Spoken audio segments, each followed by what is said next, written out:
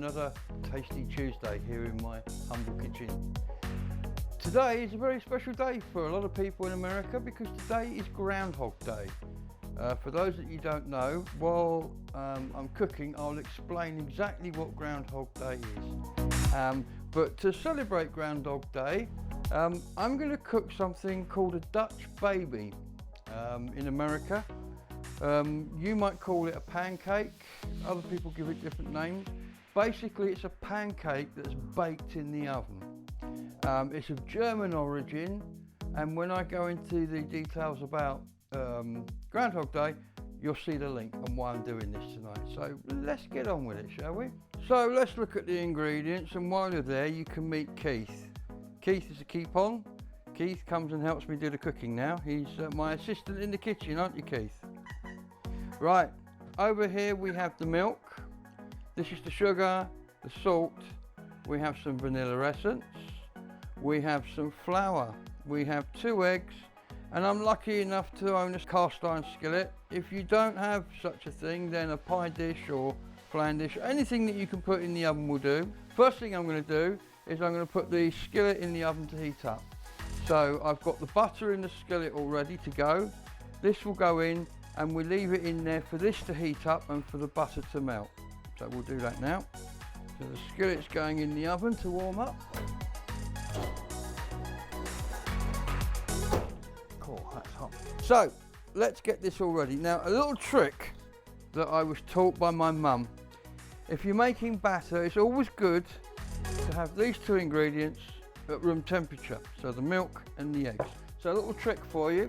Take your eggs, put them in a bowl and just let them sit in warm water for a couple of minutes. Take your milk, put it in the microwave and give that about 15 seconds. Once that's done, we can start mixing all this stuff together and making the pancake, or the Dutch baby in this case. There's my room temperature milk. Right, so what we're going to do now is we're going to make the batter. So the eggs have warmed up, the milk's been warmed up, we've got the flour, and I hope this will all better go in here. If it doesn't, I'm going to look very, very silly very, very quickly. Right, so let's put this in here. This is the flour going into the mixing bowl. The quantities are all in the description below. This is an American recipe, so I had to get it in cups and convert it into ounces or grams. So I'll have everything down below for you. So that's gone in there. I'm going to mix in the sugar and the salt. That's all gone in there now. And then all that remains to be done is we'll crack the eggs. There's one. Here comes the other one. And then let's smash egg. So that will mix up in there nicely. Give that a bit of a blast. Once that's going round nicely, you can start to incorporate the milk.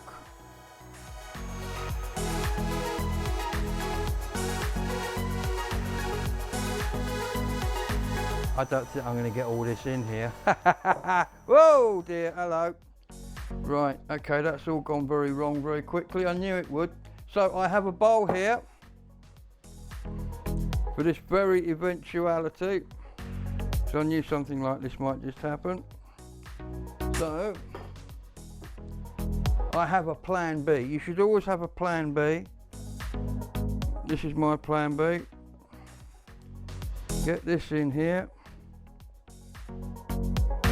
So if you'd have put this in a proper mixer in the first place, you wouldn't be having this issue like I'm having. So what I'm going to do is I'm just going to revert to a whisk. I'm making a hell of a mess here, but hey, I never said I was a chef, did I? Let's get this incorporated into here.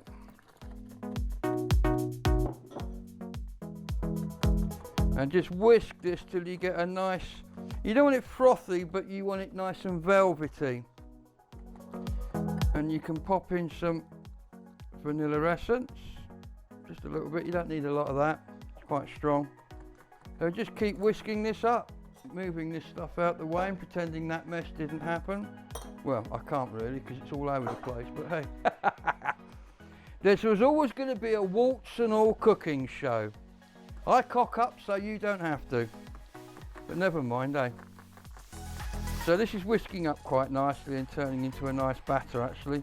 As long as you've got no lumps, there's no large chunks of like flour that hasn't incorporated, which in this case I don't think there is. I think we're all right.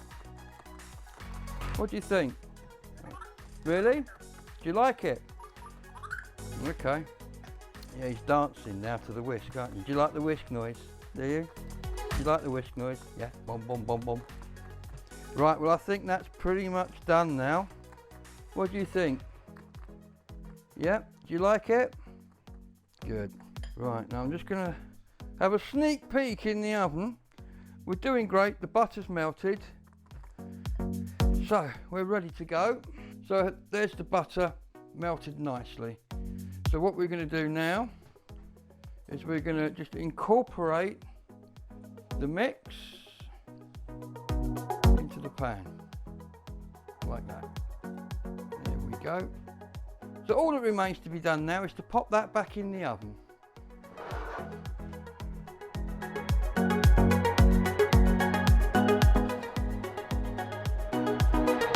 So that's now safely popped away in the oven. That's going to cook nicely to itself for a short while. While that's cooking, let me explain to you all about Groundhog Day and why we're cooking this tonight and the association of the two things. So, Groundhog Day was a film, right? Well, yes and no. Every year on the 2nd of February across the United States and Canada, a small furry rodent called a groundhog is pulled from its den and held up to the crowd. If it is clear and he casts a shadow, that means 6 more weeks of winter. If not, then there'll be an early spring. If you're thinking, how come a large rodent became the last word in weather forecasting, you're not alone. This tradition is attributed to Pennsylvanian Dutch folklore. For reasons I don't understand and I'm not going to go into here, Dutch and German are interchangeable here. So I hear you ask, how did the groundhog become involved in this? Well, originally bears coming out of hibernation were a portal of the arrival of spring. However, the combination of the reducing numbers of bears in Europe and the fact they wake up rather grumpy led to the need for another animal. Step up, foxes and badgers. Early settlers in Pennsylvania were largely German immigrants, and they brought with them their folklore and their pancake recipes. I told you there was a link. They soon found, however, that badgers were somewhat thin on the ground, so enter the Groundhog, or groundhog. When hibernating, a groundhog's body temperature drops from 37 to 10 degrees Celsius, and its heart rate drops to 14 beats per minute. During this time, it neither grows nor ages or is woken easily. This is quite useful if you've got to shove your hand in his den on a cold February morning. The most famous weather predicting groundhog, Puxatawny Phil, is only correct about 40% of the time. Animal weather prediction actually goes back centuries, with February the 2nd marking the midway point between winter solstice and the spring equinox. In medieval times, as was the norm, the Catholic Church hijacked this tradition and called it Candlemas, the day Christ was brought to the temple for his presentation. This follows an even older Roman candle lighting tradition of the Feast of February, which gives us the name for the month of February. The continuing popularity of Groundhog Day probably owes a lot to it being humorous to see a grown man in a top hat wave a small furry animal around and talk to it. The 1993 film of the same name starring Bill Murray also helped propel the event to an international audience. So, before we return to the kitchen to see how the pancakes have turned out, sit back and watch edited highlights of today's event recorded very early this morning, and remember you are watching a tradition that dates back to before history was recorded. With this cane, I can communicate with Phil. Prior to the event today, I talked to Phil.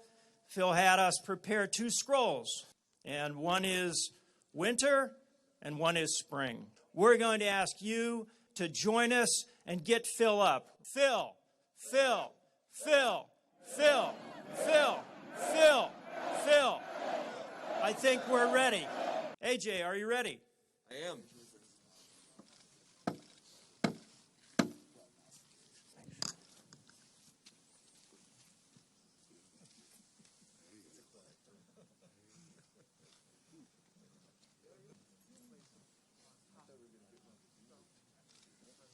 Ladies and gentlemen, the seer of seers, the great Oz of weather forecasting, Punxsutawney Phil. Gentlemen, let's find out what Phil has to say. Come round.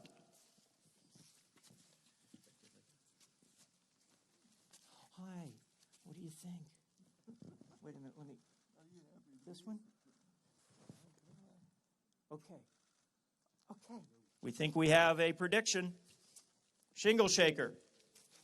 Can you read the prognostication? Hear ye, hear ye, hear ye. Now, this second day of February, 2021, the 135th annual trek of Punxsutawney Groundhog Club. Punxsutawney Phil, the seer of seers, the prognosticator of all prognosticators, was awakened from his burrow at 7:25 a.m. by his handler and friend on this quiet morning where few can attend. In Groundhog He's, Phil directed the president and the inner circle to his prediction scroll that reads, "It's a beautiful morning, this I can see, with all my fans viewing virtually. My faithful followers being safe and secure, our tradition of Groundhog Day must endure. We have all passed through the darkness of night, but now see hope in morning's bright light. But now, when I turn to see, there's a perfect shadow cast of me. 6 more weeks of winter there will be."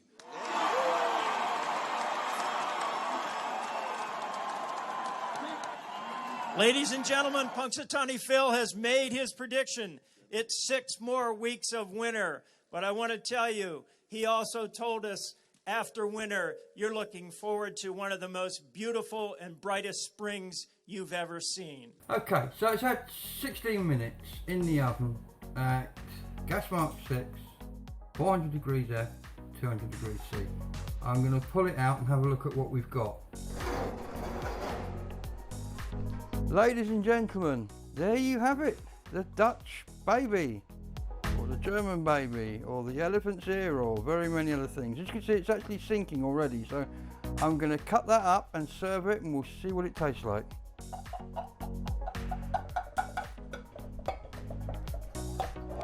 The secret of this, apparently, is the combination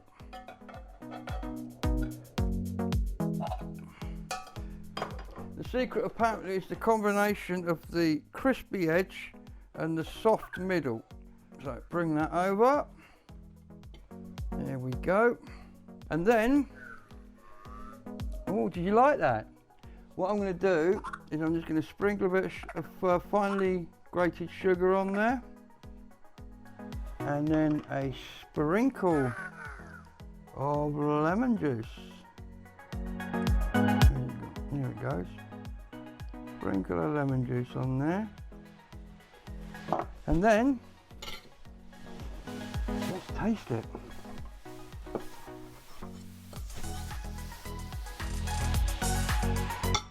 That is actually really delicious. The sugar and the lemon go together really nicely. As you can see, it sits in the pan there. There's plenty more.